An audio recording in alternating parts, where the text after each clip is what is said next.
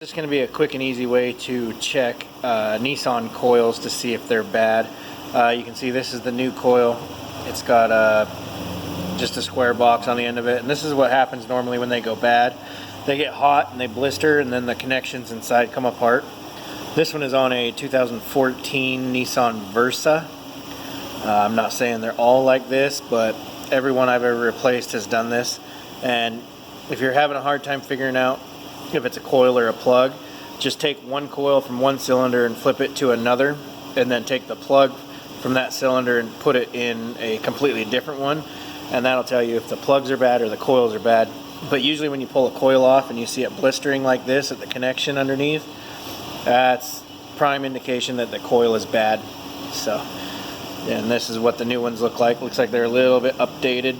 So the car's only a couple years old, and they already know they have a problem, so they've already updated it. This is straight from Nissan. It's about $120, and so, yep, that's that.